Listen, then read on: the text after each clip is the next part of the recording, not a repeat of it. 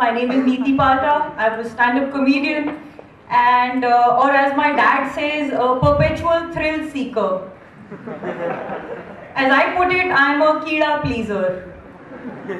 See, my dad is a professional, like he's been a career Fauji. I've changed about 3 to 4 careers in my life so far, and every time my dad has asked me, "Par beta, kyun?" All I've had to say is, "Kida." I think it's a term you guys use. So yes, I quit my job as a senior creative director in advertising at J. Walter Thompson. Then I was heading a team of writers for Sesame Street. They're it's a US-based edutainment show. Have you heard of those Muppets? Grover and Elmo. So I was writing for their Indian venture called Gali Simpson. So I went basically from selling cola to children to telling people that cola is really bad for you. And somewhere in the middle, just when my father and my mother heaved a sigh of relief saying, "Beti, settle ho gayi," I quit everything and became a comedian. So yeah, what I'll be doing 2 years from now, even I don't know, frankly. And somewhere in the middle of all that, I managed to write some Bollywood movie which was produced by a Salman Khan camp. And yes, he was wearing his shirt at that time. And you know, the only point I want to make at this point is, you know, we are living in an environment which is allowing us just so much more options. So they're just allowing us so many more options in life. And if you really want to take that leap of faith and change the paths that you're walking on, I think now is a great time to do it. And like Leena said, "Kuch to log kahenge." And it's true, you know, if you start off on a premise of what will happen if I fail, then inventions wouldn't have happened. We wouldn't have had a third front in politics. Abhishek wouldn't have married Aishwarya.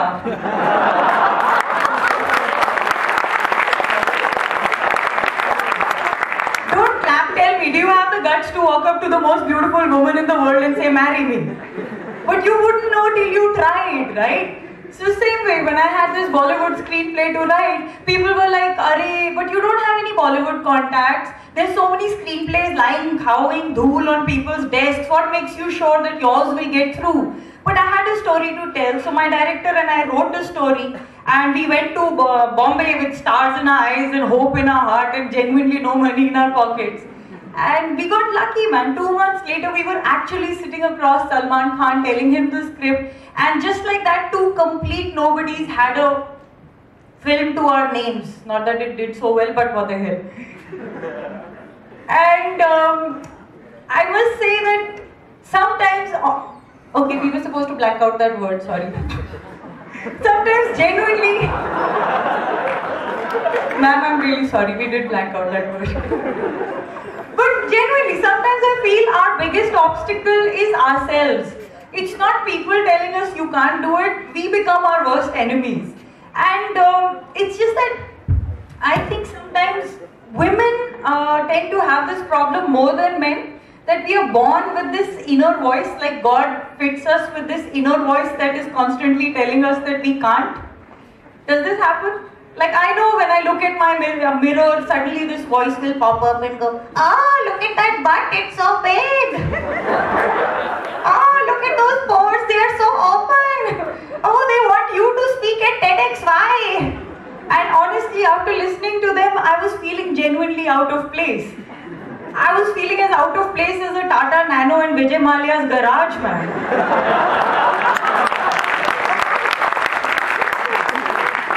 But all I'd like to say is, you know, ladies, anyone in this day and age who thinks that women are the weaker sex has clearly never stood in our way during a Zara sale. What more can I say on this? Because seriously, men, I must say that this is the one time we women at least feel that we were more like you guys. Because I don't know how you can have the kind of confidence you do while you look the way you do. Okay, I'm being mean. I am being mean, I admit it. I'm just saying that, you know, not just in this country, but in many societies at large, men are born of privilege and brought up out of privilege. And you know, for women, we become reticent purely because, I don't know if your moms still do this, but moms my generation used to do this to us, like, "Arey, sit properly. Why are you sitting like that? Put your legs together. Look at your hair. Have you washed your hair? Have you washed your face? Don't step out like that. And don't laugh too loud." Basically, all our lives, we've been told not to draw attention to ourselves. And that corrodes on our confidence somewhere.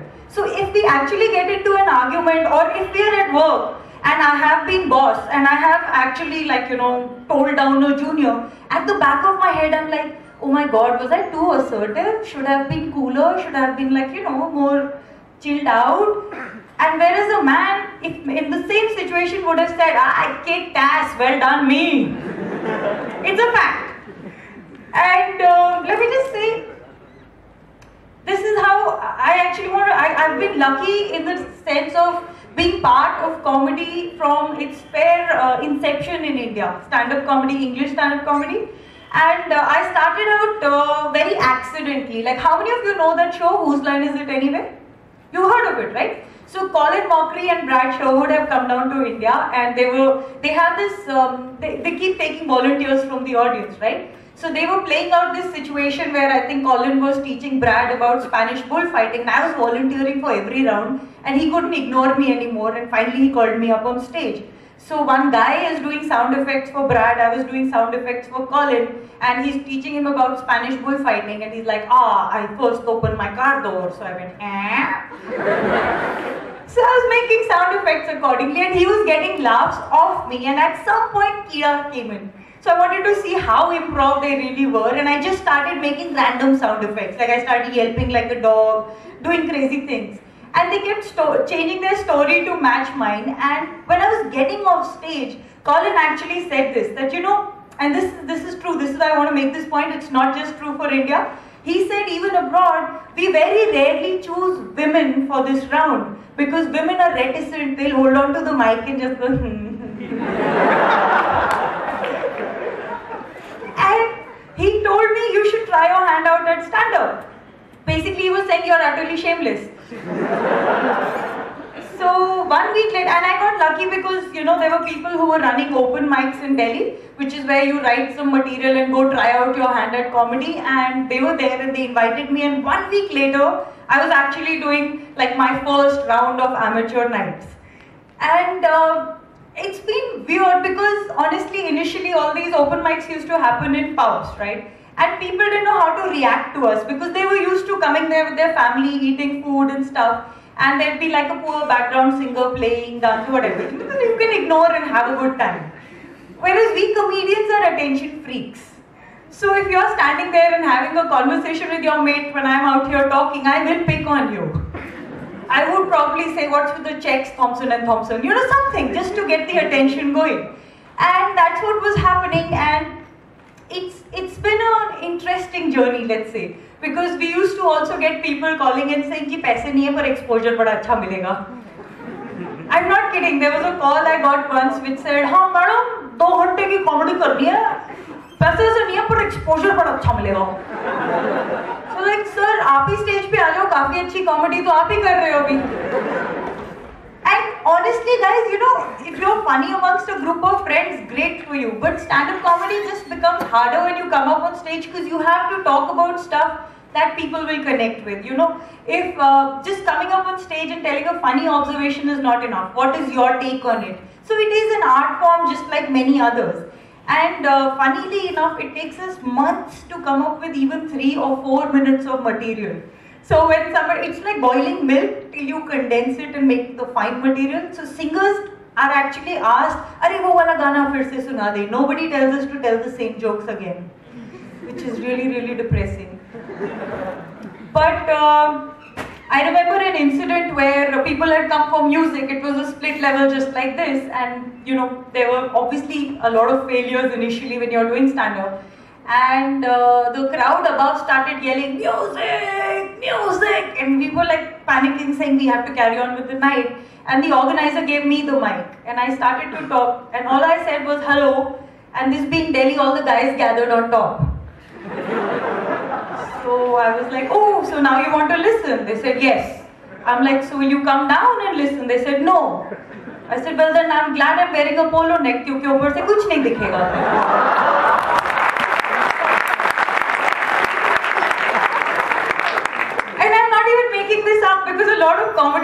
born out of life. It's the whole thing of meeting the challenge. And even now it happens, you know, thanks to media and press coverage. I think a lot of you know what stand-up comedy is, right? Thank God. So basically, and even now if I've had a really great show, full sellout audience, I get off to like a, and this is just a broad hint, to like a standing ovation, and I'm getting off and people are clapping. Even now someone or the other will come and say, you were really good. पर तुम वैसे करती क्या हो? Which is a polite way of saying joke ठीक है, खर्चा पानी कैसे निकलता है? And so I actually made a joke out of it. My opening joke for the longest time was, you know, ladies and gentlemen, stand-up comedy is really catching on in India. In fact, more and more people are offering me food and booze to come and perform for them. So I've quit my day job and I've updated my resume. It now reads, current profession, stand-up comedian. Current salary, garlic bread.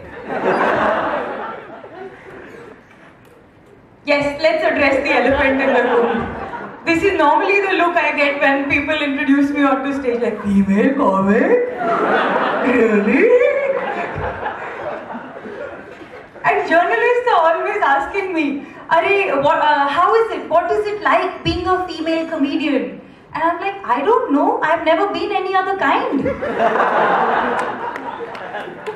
Another question I'm asked is, what's the difference between a female comic and a male comic? So let me ask you, sir, in the checked shirt, what do you think is the difference between a female and a male comic?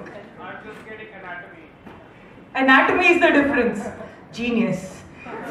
You were going to be the future Prime Minister, right? So I'm just pulling your leg.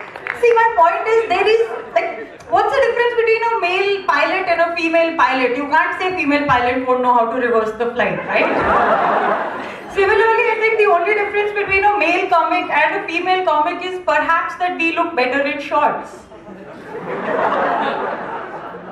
But I must admit, initially my parents weren't happy with me doing stand-up, but purely from a parental point of view. They were worried about safety because, you know, there are late night shows, plus they say that you're up on stage, you're being sassy, sarcastic, koi bapu ki zameen bech ke aaya hoega wahan pe, ego mein high, he'll have an issue with that.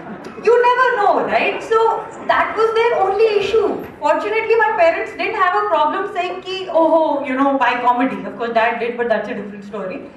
Mostly from a safe point of view. But another question I'm periodically asked is, how come there are such few female comedians on stage? So let me start out by saying, women in the audience, make some noise. Come. Now, how many of you have ever been eve-teased or have been passed a rude comment on? Make some noise. Yes. See, they won't admit it, but it's pretty much all of us. Okay, when I'm walking on the road, people are like, hi, butter chicken. Hoi, rasmalai. And I'm deeply offended, man. Because why does it always have to be fattening food?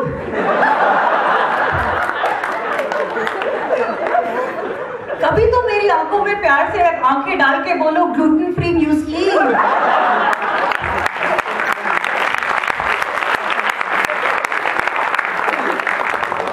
So all I'm trying to say is, look, we get enough attention as it is without even wanting it. Okay, so not many of us want to put us up there on stage in the public glare, you know, up for judgment. As it is, I think we get judged fairly enough. So that's the only reason I would imagine that there are fewer female comedians these days. And there are pros and cons to both, I must say. I get a lot of shows because I'm a female comedian. This is why I love Women's Day. I get rich that day. I get at least 2 to 3 shows to do.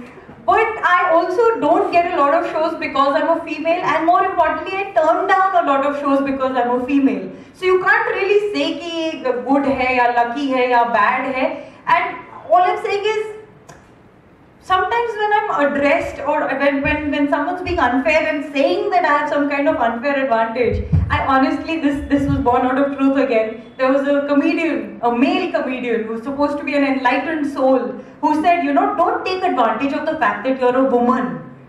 I'm like, why not? Someone will, might as well be me. And let's come to as good as a man is like, there is a lot of, let's just say, there's a lot of sexism and misogyny seeded in our society without even people realizing it. You know, you guys are the new bright generation, and I'm sure most of you feel, of course, women should be equal, and they are equal, and my sister kicks my ass, I don't know, whatever. But let me just say, sometimes you don't even realize when you're being sexist. Like, of course, I've met people my generation, men my generation are like, of course, women are equal to us. Hey, Lata, make my tea, have my babies.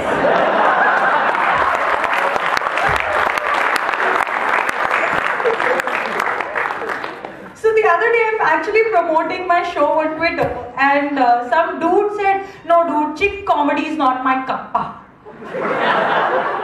I'm like, I do jokes about hospitalization, deaths, traffic, planes, people, weddings, and I get branded as chick comedy just because I'm a woman. Guys can do jokes about their girlfriends, wives, size of their junior, and they don't get common.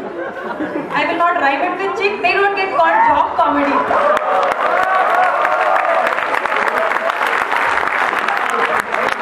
I said jock. And this is a guy, your generation, who had decided that this is going to be chick comedy, and it really, really bothered me.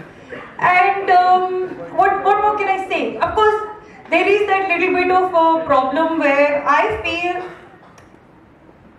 gender doesn't really matter, man. It doesn't. You know, our society has gone extremes. We've gone from really seriously oppressing our women to seriously now oppressing our men.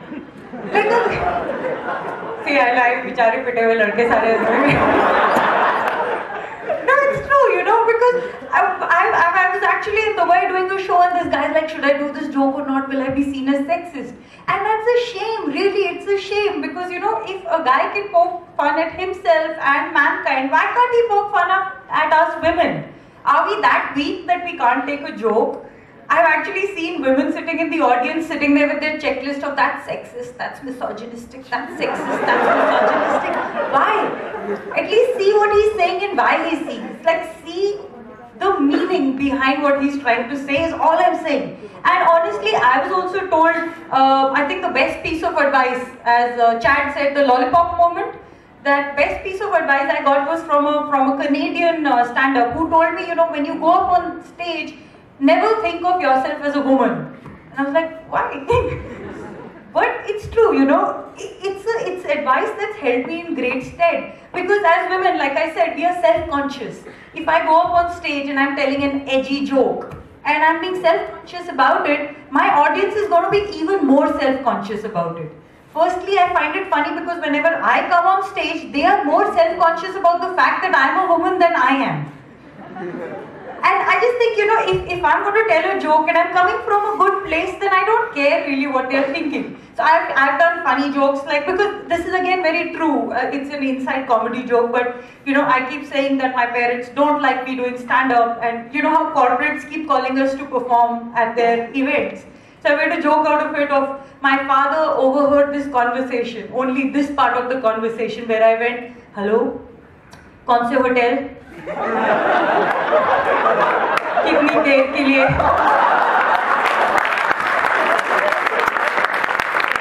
कितने मिलेंगे? See, now these are all again gone out of life. But if I'm conscious, self-conscious telling you that joke, you'll be even more self-conscious facing that joke. And finally, what can I say? Challenge accepted, man. You know, even now when I'm on stage, and this happens a lot in the audience, the Indian wave form of judgment comes to you sounding like... You can hear it a mile off, and on stage the acoustics are really good. So this again joke was born on stage where I was talking, and this lady went... And I was like, it's okay, auntie. I'm used to most aunties like you pointing me out to their sons and saying, "Aisi wali nahi chahiye."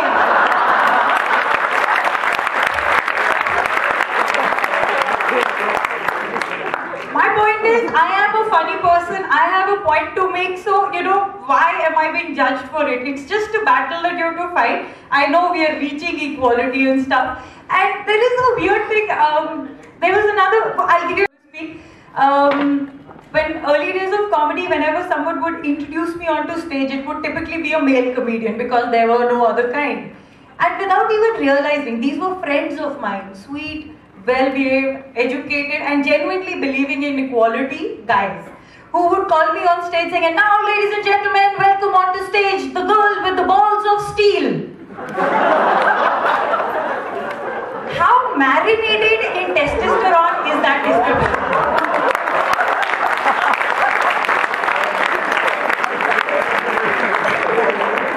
And they did not realize that they were being offensive till one day I actually walked onto stage like this, saying, "How do you guys walk? It's inconvenient." See, I hope you're getting the point I'm trying to get across. And you know, I want to leave you with one story I was doing. It was one of those TEDx shows which had started late because the VIPs had come late, and the organizer threw me in the mix saying, go, make them laugh. And there was one guy who was just challenging everything I was saying, just because he was in a bad mood, you know, and how men try to play alpha all the time. So whatever I'm saying, people are starting to smile and laugh. This girl's like, oh, he had a 2-sentence of his own to add to it. So being a North Delhi girl, I do some jokes about North Indian men, and I came up and I did a joke about, oh, you know, the only men who truly believe in gender equality are North Indian men, because the only thing they feel up as much as women is themselves. At this point, the man says, "How do you know? How do you know?" So I took the challenge and I said, well, firstly, because you're sitting right in front of me, and B, that tablecloth is not as long as you think. Exactly. The point was to take the alphaness back from him, tell him I'm the one with the mic, show some respect. So, you know, I hope you've got my point across that, you know, women really are not weak. And men, you know, I know you think they're equal, but at least think twice when you're talking, because you don't even realize, because you've all been brought up on this Raja Beta syndrome, and you don't even realize when you're being sexist. And there is advice that people normally ask me to give women, but given the current scenario, it's advice I'd like to give everyone. Have a very strong sense of self, but have a stronger sense of humor. And live life like somebody left the gate open. Thank you so much.